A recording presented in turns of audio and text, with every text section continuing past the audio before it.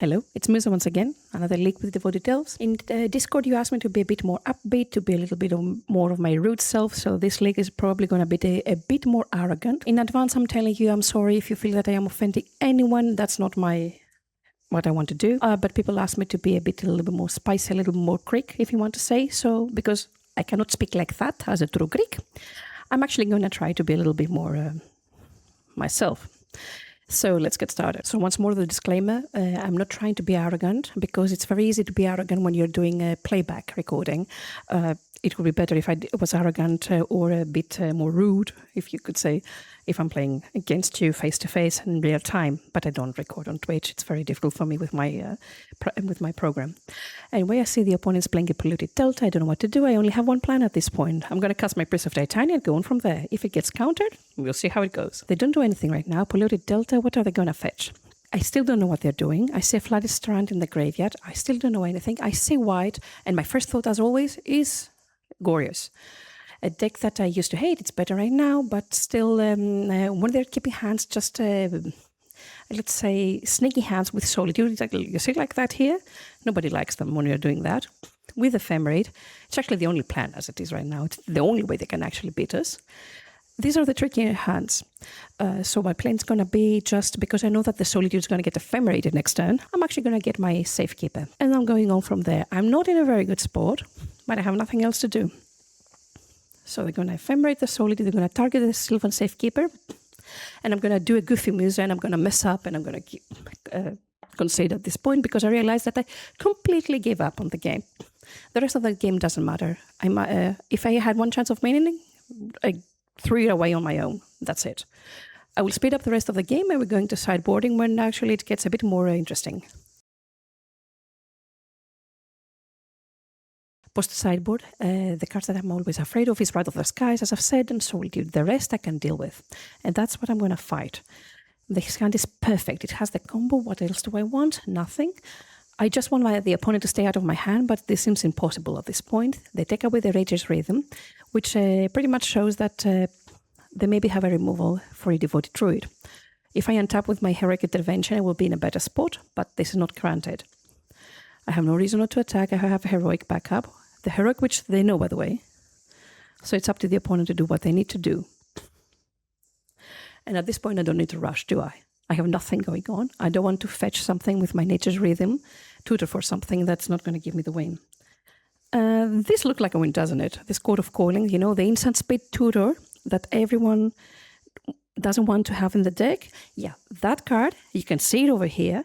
It's probably going to give us the win. This is why we play Court of Calling, and I'm not playing Grixis Zenith. Because let's be honest, if I was to play Grixis Zenith, I would have to remove another tutor.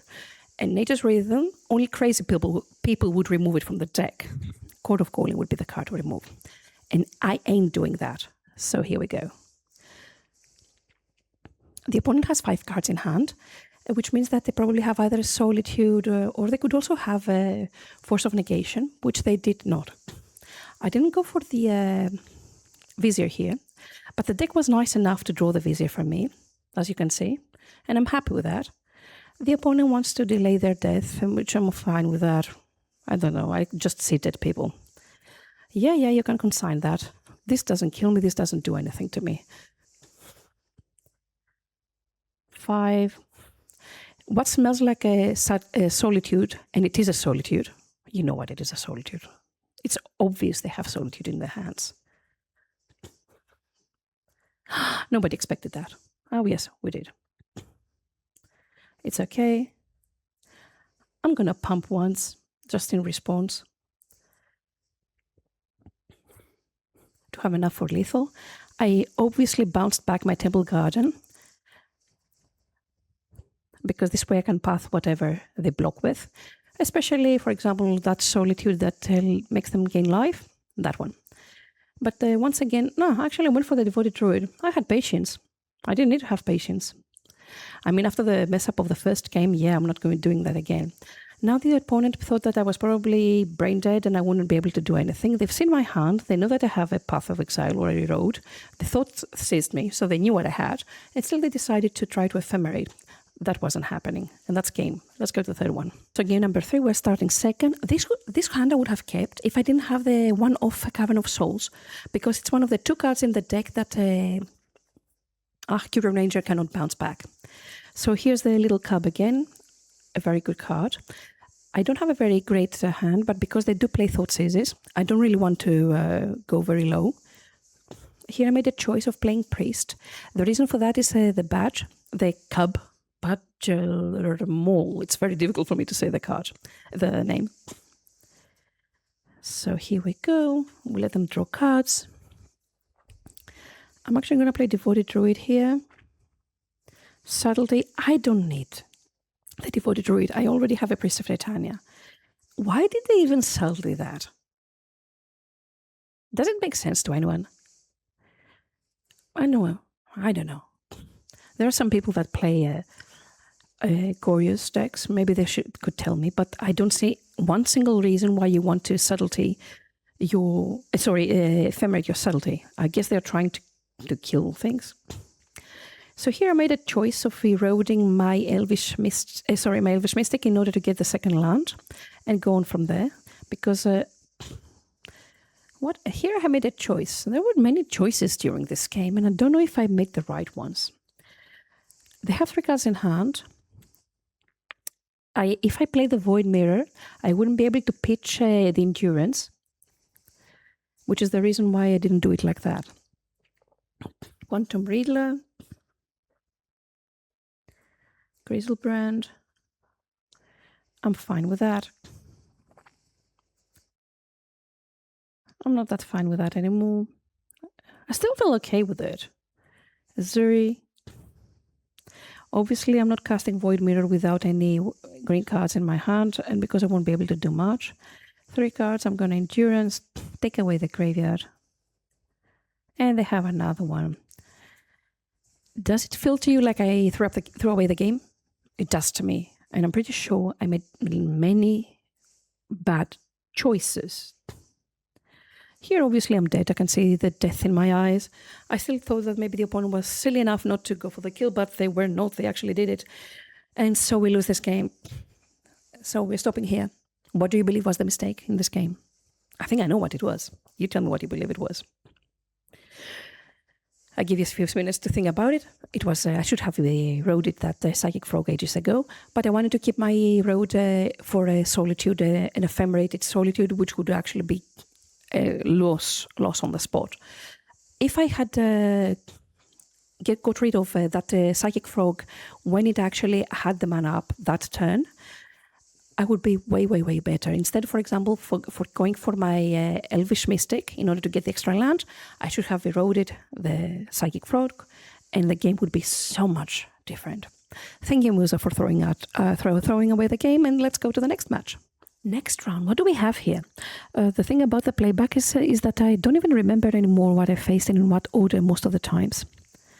So I see just a Marsh Flats, which could mean anything that plays black or white. I'm just going to start with my normal hand. I do have the combo in hand. If the opponent does nothing and leaves me alone to do whatever I want. Usually that's not the case, though. And what do we have here? March of Otherworldly Light. Okay, the opponent doesn't want... It could also be control. We don't know. There you go. And now I'm not going to stay back. You're just going to keep on throwing threats. We still don't know what it is, but we see the colors that we know. That means only 2 things. I see a Fallagia in the graveyard. And guess what? It's the second Goryo's deck.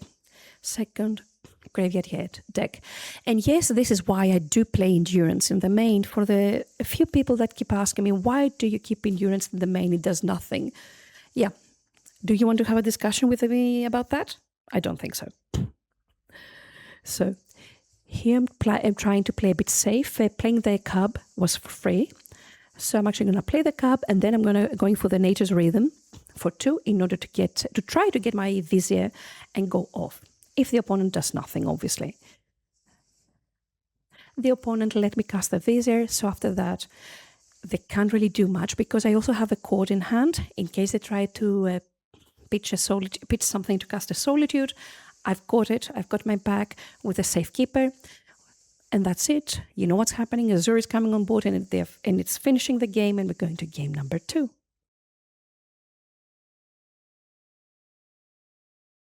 I actually feel like I'm annoying the way that I'm speaking now. Anyway, I'm going to continue though.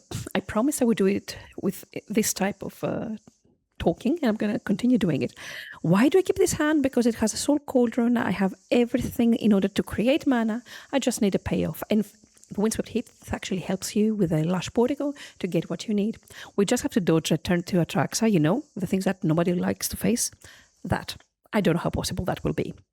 Thought trees. Sure. What of everything would you like to take? I have them in pairs, my friend.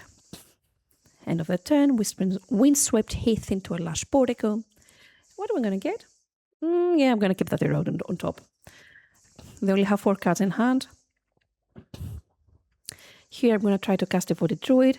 You could see it from the other side of the world. The opponent had a removal for whatever we had, but I don't care.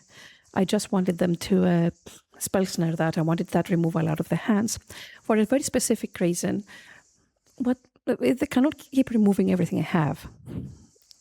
The reason I'm not playing Cavern of Souls, by the way, is because in this matchup, I always bring in my Sanctifier, which takes away all the Atraxas and the Griselbrands from the graveyard, and it's also pretty good against that frigging frog. Therefore, I want that Cavern to name humans, if I don't draw the second white. So we see that the opponent has only 1 card in hand. I don't know what they have. I'm going to cast my first Cauldron. It's going to land. Oh, they didn't have Consign. That's huge. And I'm going to cast my second Devoted Druid. I have nothing going on, but it's okay. And are you ready for this? After this, I just wanted to build a deck. Oh, actually, I'm going to keep that for myself. But I did want to play Griselbrand in Elves. Yes, I did. Because look what we're going to do. What's better than drawing 1 card? I'll tell you what's better than drawing 1 card. And you know it very well. Draw 7 cards. And all of a sudden, you have the combo in hand. I guess the opponent realized that at that point they made a huge mistake by trying to reanimate the Gorys from the Griselbrand from the graveyard while I had a Cauldron on the battlefield. And that's it for the game number 2. That's it for match number 2, and we're going to the next round. This time we are playing second. I don't like play second. I also don't like when I don't have the combo in hand, but there's nothing I can do about it. Guide of Souls, and if this is the proper good old energy, this Ouroboros has to work overtime. I do have the combo in hand though, therefore I'm feeling pretty confident. I do see a Goblin Bombardment though, and my confidence goes bye-bye. I can't really block the Guide of Souls and let it pass. So here I'm going to try, I'm going to actually cast everything I have in hand in hope something will go wrong. Maybe I will draw a Cauldron, who knows. But obviously the opponent had also the Ajani together with the Bombardment, which is the worst combo for me. There's also the Ocelot Pride combo I don't like. Anyway, and the attacking. Yeah. Why do I even keep on playing? I didn't. At least I valued my time enough in order to concede this one and go to sideboarding. I'm trying a different approach against this matchup. I'm trying to sideboard as few as possible. I don't know if I will be able to do that. I kept that 1 lander, which is a very risky thing against them, because if they kill my turn 1 dork, I'm dead. But they didn't. But Ouroboros is in the deck just for these matchups. It's actually just for energy and a little bit for prowess, because it's exceptional against them. The opponent is attacking. I am blocking the Guide of Souls. There's nothing else I can do anyway. Here, like an idiot, I yielded. Oh, no, I didn't yield. Wow, bravo, Musa. I'm going to pat me on my shoulder. A land would be a great draw, and I did draw the land. Therefore, it's time for the cub. It's time for the War Master, and you can already see why I was so wrong about the cub and why it's amazing in the deck. All of a sudden, I created a board state out of nowhere. I just needed 2 lands. Yeah, whatever, you're going to attack me in the air with your Guide of Souls. I say Voice of Victory, which means that whatever I want to do, I have to do it in my turn. Here I had to take a minute and think about how I'm going to approach the matchup. If they had a bombardment, I could be doomed. Therefore, I cannot play around that. But what I can do, though, is I'm going to take away all their energy. And I'm playing the Sun Cleanser. This way I have my cub back. Sorry, my Worm Master. I don't remember, whatever it was, I don't remember anymore. I have everything. And I created a decent board state. I just need one turn and I have stabilized. And now we have an Urobroid that's going to keep on growing my little babies. They're going to become, they're not 1/1s anymore. They're actually decent blockers. Fable. Now that's a card you shouldn't bring in against Elves, is it? I think the opponent messed up a bit here. I'm pretty sure there are better cards in the sideboard than that. I'm not here to tell you how to play Energy. But you shouldn't have it. And if you have it in the main, as my husband just told me very quietly while I'm recording, you should still take it out. I'm pretty sure there are better cards than that. Urobroid keeps on feeding and keeps on creating huge blockers. And if you don't see them, I see dead people. Just to be 100% safe, I didn't need to attack with the Devoted Druid, which is a combo with a cub. One Devoted Druid together with a cub and an Azuri. I haven't calculated it yet, but it's almost infinite damage. Therefore, we keep on pumping, and I don't think they have enough damage or life gain in order to get away with it. That's it, and we're going for the third game. Didn't that Urobroid feel good? Yes, it did. Yes, it did for me too. The first hand, once more, I'm not keeping it because I managed to draw my one-off cavern together with my Curion Ranger. Therefore, it was a no-go. Yeah, static prison that, I don't care. Actually, I do care because I do have the cub and everything evolves around that dork. By the way, if you're playing Sun Cleanser and they're playing Static Prison, always remember that they do exile the card. They will be able to exile the Sun Cleanser even if the Sun Cleanser is on board. If you read the card, it exiles first and then it gives you the energy counters. So that's it. We have a decent hand. I wish I still had my Curion Ranger though, but I don't. So I'm going to wait for now. I would be so much happier if I actually had my second land, which seems to be missing in play. For the opponent to do that, an attack like that, for me it was pretty much like a desperate attack. I was certain they didn't have anything else going on with the hand. Therefore, I'm going to take away the cat token by blocking it, and I'm definitely not allowing this Ajani to flip. Nobody likes Ajani, and especially when it's flipped. And that's it. And now they only have one creature and we have two. And there's the land I've been asking for. Awesome.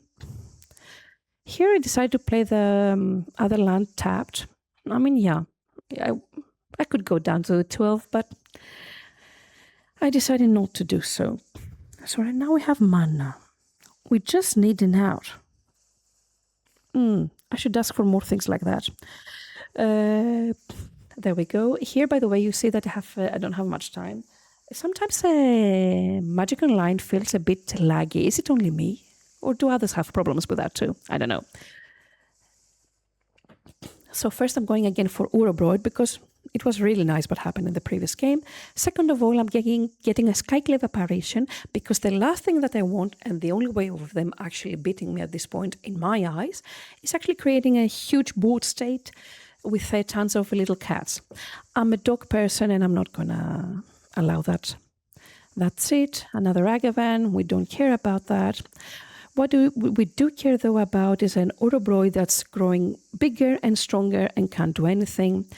And once more, Orim's Chant doesn't win games. And this is why we don't play Orim's Chant in Elves. What did the opponent manage by playing Orim's Chant against them? It gave them one round. Did they manage to do anything with that? No. That's it. We're going to the next one. What are we playing against now? You see, now I'm keeping hands that don't even have Priest of Titania and Devoted Druid anymore, because the cub does exactly the same job.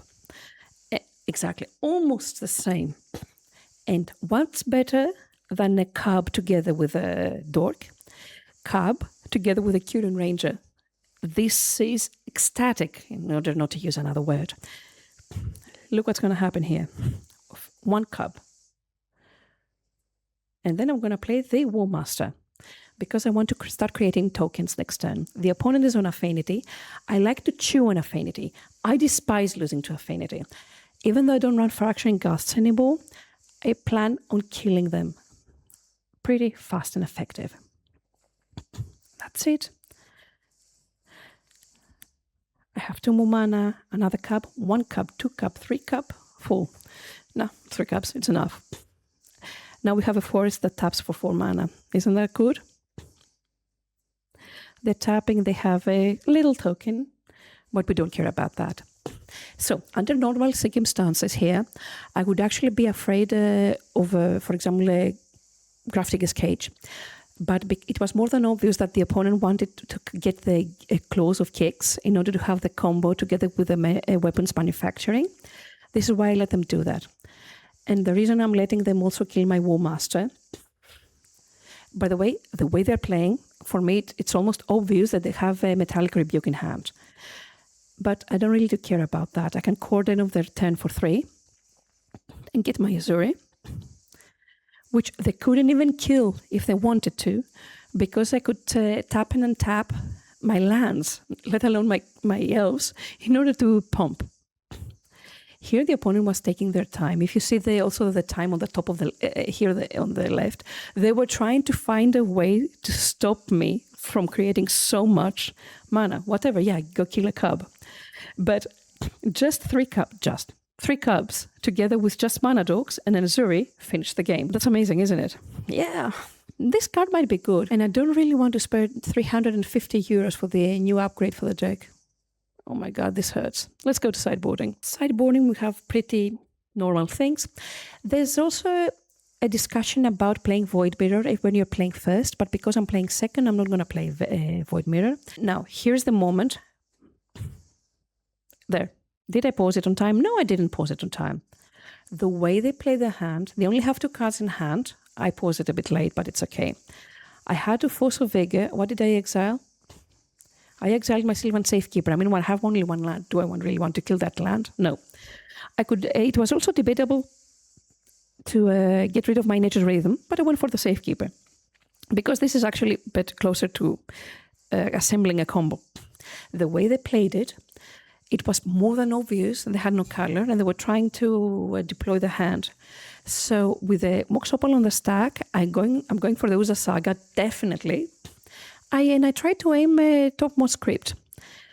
I don't care if they actually keep the topmost crypt or not. What I do care about is them having 3 artifacts for this little Mox Opal to be able to tap for mana. And at this point, they can do anything. I'm very cautious and I shouldn't swear. And I don't want to swear on YouTube. Vizier Nut, that was a very bad draw, but I can't do anything about that. At this point, we are praying to the god of magic that I will draw better. The opponent played Engineered on 1, and if they crack that Engineered, I would be doomed, but then they cast an Engineered on 2, and I can't do anything. At least I drew the second land. And I will keep on attacking with my Curan Ranger. It will only take me 19 turns to kill them like that, and we're okay with that. The opponent once more does nothing, and okay, I got lucky. What do you want me to say? I drew my Heroic Intervention, but I don't care. I did it. It's mine. There you go. They couldn't kill it. And once again, I'm untapping my forest in order to crack my Vexing Bauble in case they try to crack the Engineered 1. And they're playing a Kappa. Elves doesn't sweat. When we see a Kappa Cannoneer, we actually laugh. And because the deck keeps on giving this time, I'm also drawing my Chord of Calling.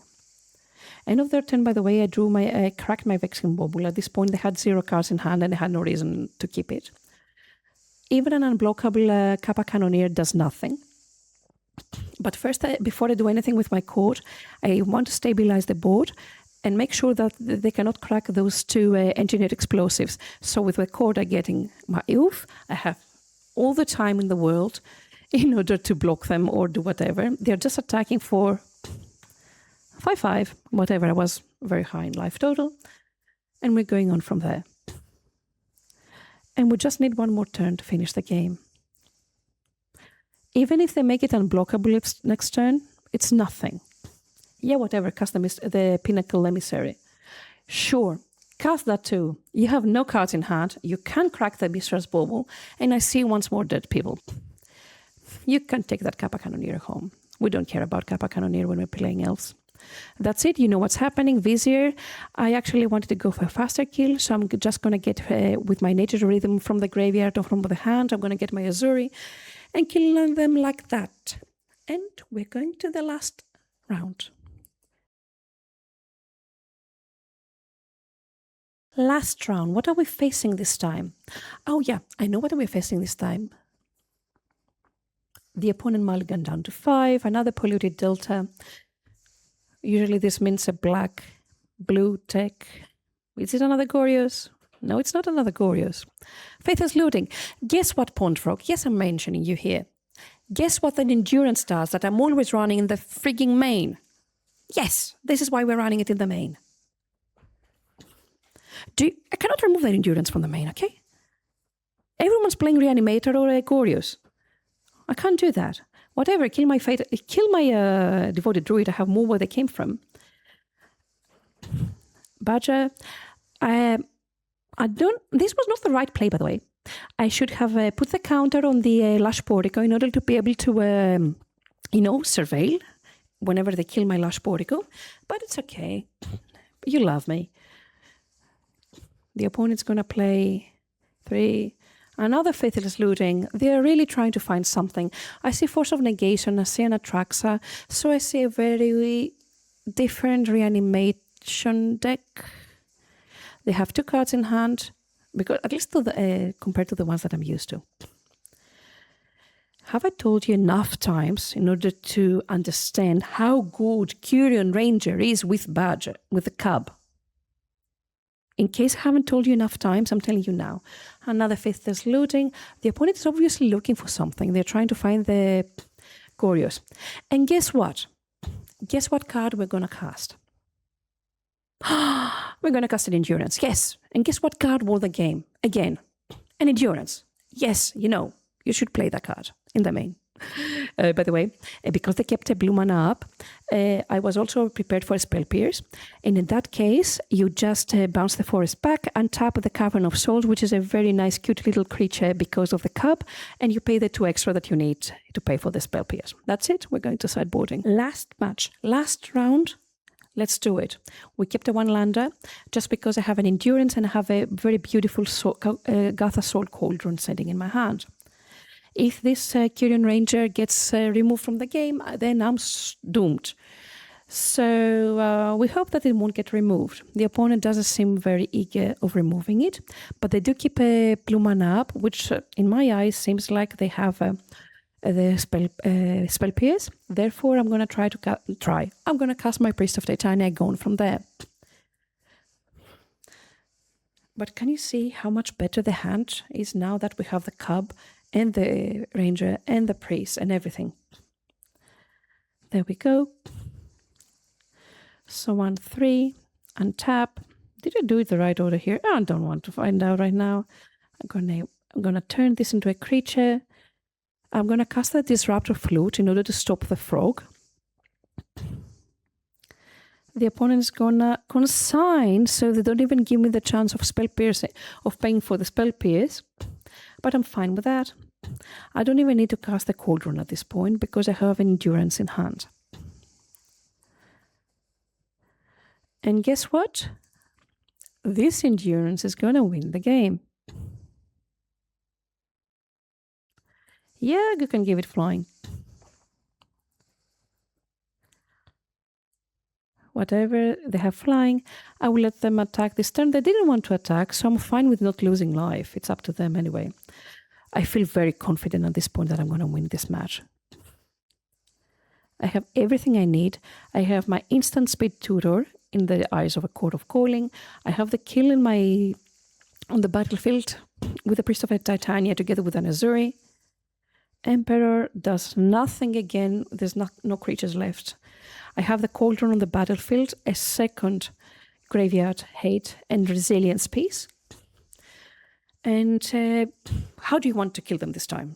Do you want to kill them by nature rhythming? That was not English anyway. For a devoted druid, getting it, then killing the devoted druid and going and getting a vizier. You can do it like that. Do you want to just kill them with an Azuri together with a Curun and tons of taps and taps? Yes. Do you want to go and get a Skyclave Apparition? Did I even bring it in? So don't kill them with Skyclave Apparition. I didn't bring it in this time. I prefer to bring in the Disruptor Flute. There were so many ways to finish them, and they just had one card in hand.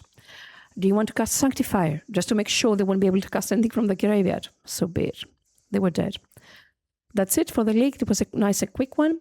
After this, I want to explore different ideas, so I might go back to Elf Ball, just to try to click a bit more and hate my life, and decide to come back to this version of the deck, because it's better in some specific matchups. If you stayed until the end of the video, thank you for watching. I hope I didn't offend anyone with my more arrogant side that I always tame when I'm playing Magic, because I want to be as respectful as possible against any opponent I have, because I'm not the best player in Magic, and I can understand that sometimes we all make mistakes. Furthermore, it's very easy to be arrogant when you're doing a recording with the playbacks. It would be better if I was arrogant when I'm playing live. That's it. All the necessary info will be down in the description box of the video. I would appreciate if you follow me in the Twitter, on Patreon. Come and find me also on Discord. We have a very nice community there. We are chit-chatting and we're having fun. It's our safe place. We don't allow anyone to be offensive to anyone. And that's it. I'll see you in the next one. Bye-bye.